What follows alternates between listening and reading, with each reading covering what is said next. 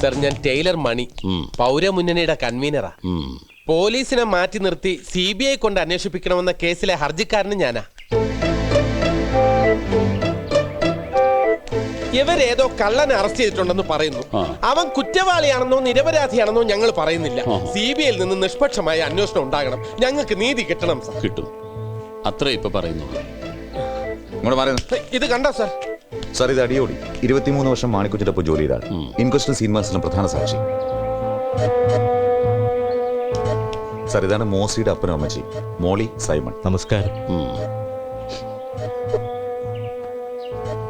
Sir, ഇത് റോസമ്മ, അതല്ലേ പേര്? അതെ. എന്ത് ചെയ്യുന്നു? ഞാനിവിടെ അടുത്തൊരു LP സ്കൂളിൽ ടീച്ചറാണ്. മാണിക്കുഞ്ഞിന്റെ മരുമകൾ മോസി കൊല്ലപ്പെട്ട ദിവസം രാത്രി ഇവിടെ അടുത്തൊരു പള്ളി പെരുന്നാളിന് ഇവരോടൊപ്പം പോയിരുന്നു. ആണോ?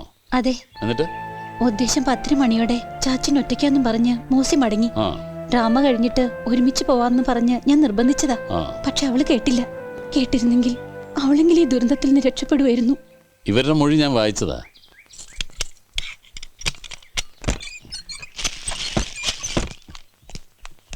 ഇവിടെ വന്നാ മതി. സാറിന്റെ പഴയ ഉമ്മാക്കൊന്നും ഇനി നടക്കില്ല. CBI വന്നിരിക്കുന്നത്. ചെന്നാട്ടെ സാർ. സാർ, ഇവിടെയാണ് മാണിക്കുഞ്ഞിന്റെ മരുമകൾ മോസിയുടെ ബോഡി കിടന്നത്.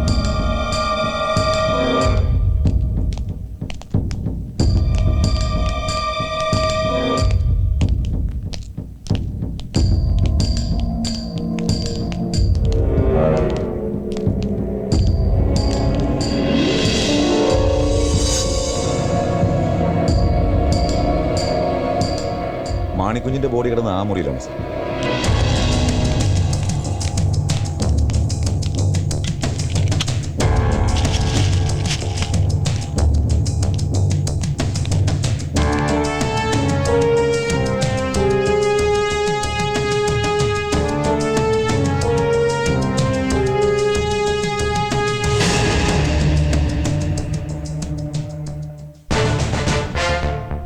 മരണപ്രാളത്തിനിടയ്ക്ക് മാണിക്കുഞ്ഞ് എഴുതിയതാവണം.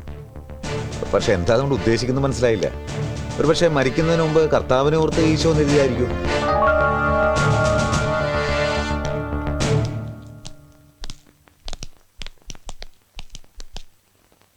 മാണിക്കുഞ്ഞിന് ഇംഗ്ലീഷൊക്കെ അറിയായിരുന്നു. പിന്നെ അയാൾ ഗ്രാജുവേറ്റ് ആണ്.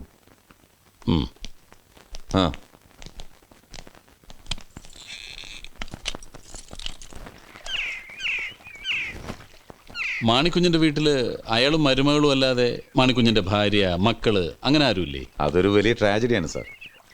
മാണിക്കുഞ്ഞും കുടുംബവും വേളാങ്കണ്ണി യാത്രക്കിടയിൽ വലിയൊരു ആക്സിഡന്റിൽ പെട്ടു. അതിൽ സർവൈവ് ചെയ്ത് മാണിക്കുഞ്ഞും മരുമകളും മാത്രമാണ്. കൂടുണ്ടായിരുന്ന ഭാര്യ, മകൻ, മകൾ, മകളുടെ ഭർത്താവ്, കുട്ടികൾ എല്ലാവരും ഒരു ശാപം കിട്ടിയ കുടുംബമാണല്ലോ അത്. ഈ അലക്സിനെ ക്രൈംബ്രാഞ്ച് സംശയിക്കാൻ എന്താ കാരണം? അലക്സ് ഒരു ലിസ്റ്റഡ് മോഷ്ടാവാണ് സാർ. പല കേസിന് ശിക്ഷ അനുഭവിച്ചിട്ടുണ്ട്. പിന്നെ ഈ അലക്സിനോട് രൂപസാദൃശ്യമുള്ള ഒരാളെ സംഭവം നടക്കുന്നതിന് ജസ്റ്റ് മുമ്പ് ഇരണിയിലും നാദാമംഗലത്തും കണ്ടവർ പലരുമുണ്ട്. അവർ തന്ന ഡിസ്ക്രിപ്ഷൻസ് വെച്ചാൽ ഞങ്ങൾ അലക്സിനെ കസ്റ്റഡിയിലെടുത്തത്. പലരും അയാൾ ഐഡന്റിഫൈ ചെയ്തിട്ടുണ്ട്.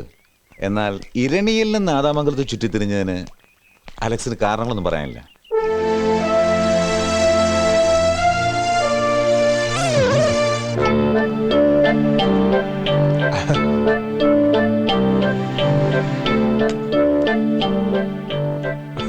മതി സാർ, കഴിച്ചോ? മതി മതി മതി, ഇഷ്ടം പോലെ കഴിച്ചോ. ഇനി ഞാനെടുത്തോളാം. കുറെ നാളായി രുചിയുള്ള എന്തേലും കഴിച്ചിട്ട്. സാറ് വെജിറ്റേറിയനാ? നോൺ മുമ്പ് കഴിച്ചിരുന്നു, ഇപ്പൊ ഇല്ല. Pure vegetarian? Pure vegetarian. പോലീസിൽ പ്യുവർ വെജിറ്റേറിയനോ?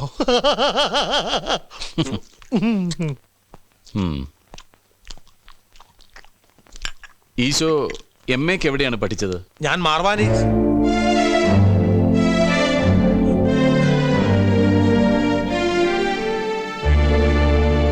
ഈശോ, ആ പേര് സാറിനെങ്ങനെ അറിയാം?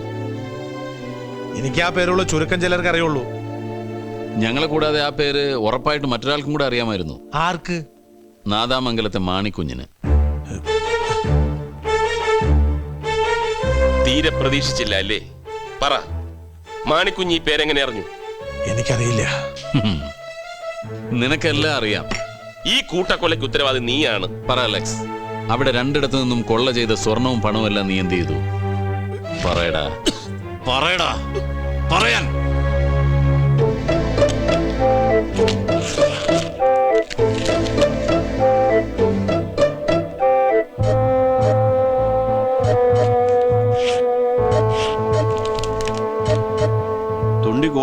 ഹാജരാക്കുന്നില്ലേ? നാളെ ഹാജരാക്കും സർ. പ്രതി കുറ്റം സമ്മതിച്ചോ? ആദ്യമൊക്കെ സമ്മതിച്ചു. അങ്ങനെയാണ് ഈ കളവ് മുതൽ ഇത്രയെങ്കിലും റിക്കവർ ചെയ്യാൻ സാധിച്ചത്. പക്ഷേ റിമാൻഡ് എക്സ്റ്റെൻഡ് ചെയ്യാൻ വേണ്ടി ഹാജരാക്കിയപ്പോൾ അവൻ്റെ സ്വഭാവം നേരെ മാറി. പോലീസും CBIയും കൂടി എല്ലാം തൻ്റെ തലയിൽ കെട്ടിവെച്ചതാണെന്നും മർദ്ദനം പേടിച്ച് കുറ്റം സമ്മതിച്ചാണെന്നും കൂടി അവൻ കോടതി പറഞ്ഞു. അത് യൂഷ്വൽ അല്ലേ?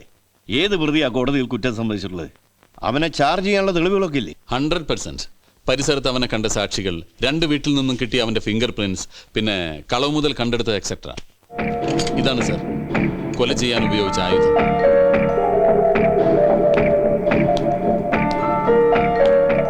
ഇത് വെച്ച് ഒറ്റ അടിയ തലയ്ക്ക് സ്കള്ള് ചെതറി പീസാവും. ഒരു മോഷ്ടാവ് എന്നതിനേക്കാൾ ഉപരി he's a maniac serial killer. ഡ്രഗ്സിന്റെ ഇൻഫ്ലുവൻസും കൂടി ആവുമ്പോൾ ആളുകൾ പെടഞ്ഞ് മരിക്കുന്ന കണ്ടാൽ അവന് രസം കയറും. ഡോക്ടേഴ്സ് അവൻ്റേത് വളരെ പെക്യുലർ കേസാണെന്നാണ് റിപ്പോർട്ട് ചെയ്തിരിക്കുന്നത്. ചാർജ് ഷീറ്റ് നമുക്ക് നാളെ ഫയൽ ചെയ്യാം സാർ. ഓക്കെ, ശരി സാർ.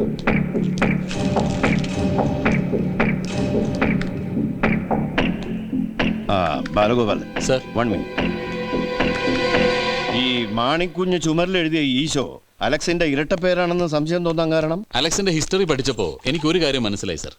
വലിയ വലിയ കൊള്ളകൾ നടത്തുന്നതിന് മുമ്പുള്ള അവന്റെ മോഡസ് ഓപ്പറൻഡി, കൊള്ള നടത്താൻ ഉദ്ദേശിക്കുന്ന സങ്കേതവുമായി അവൻ ഏതെങ്കിലും ഡിസ്ഗൈസിൽ പരിചയപ്പെടും. കാര്യങ്ങളൊക്കെ ഒന്ന് ചോദിച്ച് മനസ്സിലാക്കും, എന്നിട്ട് കൊള്ള നടത്തും. Details. Sit down. Thank you sir. മാണിക്കുഞ്ഞിന്റെ കാര്യത്തിലും ഇത് തന്നെ സംഭവിച്ചിട്ടുണ്ടാവണം. അലക്സ് മാണിക്കുഞ്ഞിനെ പരിചയപ്പെടുമ്പോൾ അധികം ആർക്കും അറിയില്ലാത്ത ഈശോ എന്ന പേര് അവൻ മാണിക്കുഞ്ഞിനോട് പറഞ്ഞിട്ടുണ്ടാവും എന്ന് ഞാൻ ഊഹിച്ചു. അത് വർക്കൗട്ട് ചെയ്തിട്ടാണ് അവനെ ട്രാപ്പിലാക്കിയത്. സത്യത്തിൽ ഈ ഒരു ടേണിംഗ് പോയിന്റ് ആണ് CBIക്ക് അലക്സിന്റെ മേലുള്ള സംശയം ഉറപ്പിച്ചത്. Wonderful, just wonderful. Thank you sir. ഇത്രയും കേട്ടതിൽ നിന്നും സാറിനെ അവൻ എന്തിനാ കാണണമെന്ന് പറഞ്ഞത്? എന്തെങ്കിലും ഊഹമുണ്ടോ? Nothing, absolutely nothing. ഇപ്പൊ 2 പേർക്ക് ഈ കാര്യം അറിയൂ. ഒന്ന് അലക്സ്, മറ്റൊന്ന് ഊപ്പർവാല.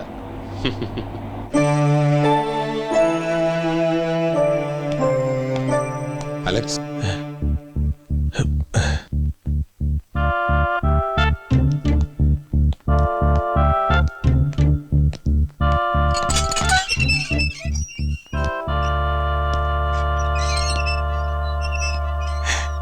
ദൈവന്റെ പ്രാർത്ഥന കേട്ടു. ഇവരൊക്കെ പറഞ്ഞത് സാറ് വരില്ല എന്നാ, പക്ഷെ എനിക്ക് വിശ്വാസം ഉണ്ടായിരുന്നു.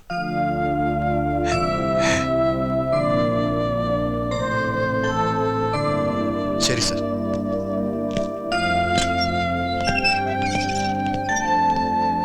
ഈ ലോകം വിട്ടുപോകാൻ ഇനി ഏതാനും ദിവസങ്ങൾ എനിക്കുള്ളൂ. ഞാൻ സത്യമേ പറയൂ, സാറ് വിശ്വസിക്കണം.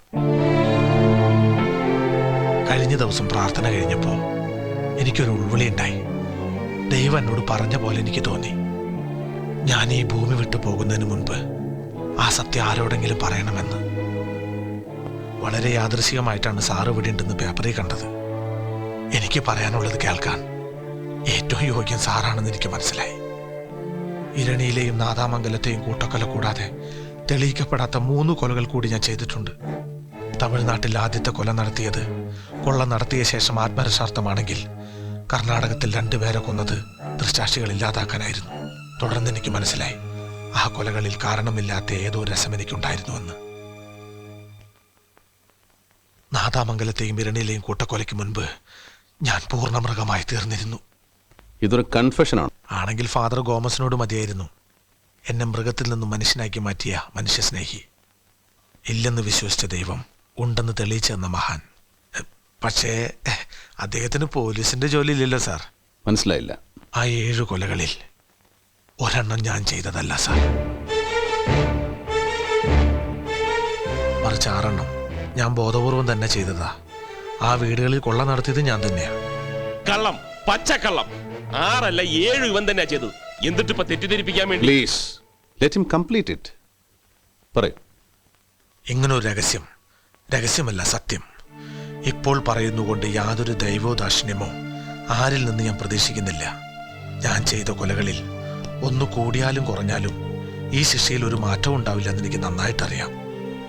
ഞാൻ പൂർണ്ണ മനസ്സോടെ സ്വീകരിച്ച ശിക്ഷയാണിത്. എൻ്റെ ഈ മുഖം കണ്ടാലറിയില്ലേ, എനിക്കൊട്ടും പരിഭ്രമവും ഭയവും ഇല്ല. പിന്നെ ഇപ്പൊ ഇങ്ങനെ ഒരു മനമാറ്റത്തിന് എന്താ കാരണം? ഒരു കാരണം ഞാൻ ആദ്യം പറഞ്ഞത്, ദൈവം എന്നെ പ്രേരിപ്പിച്ചു വന്നത്. മറ്റൊന്ന് 7ാമത്തെ കൊല ആര് ചെയ്തു അവർ ഇന്ന് സമൂഹത്തിൽ മാന്യരായി കഴിയുന്നുണ്ടാവണം. തങ്ങളെ തൊടാൻ ആർക്കും കഴിയില്ലെന്ന അഹങ്കാരത്തിൽ. അസത്യം പറയുന്നതിനേക്കാൾ പാപമാണ് സത്യം പറയാതിരിക്കുന്നത്. അതുകൊണ്ടാവണം ദേവി അവസാന നേരത്ത് ഇത് പറയാൻ എന്നെ പ്രേരിപ്പിച്ചത്. ആരാണ് ഇതിൽ ഏഴാമത്തെ ആൾ? മാണിക്കുഞ്ഞ്, നാദാമംഗലത്തെ 2 പേരിൽ ഒരാൾ.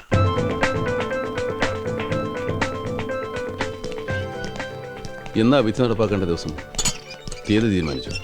എന്ന് വേണമെങ്കിലും സംഭവിക്കാം സാർ. എക്സിക്യൂഷൻ ഓർഡർ വരേണ്ട താമസമേ ഉള്ളൂ. എന്താ സാർ? നത്തിങ്.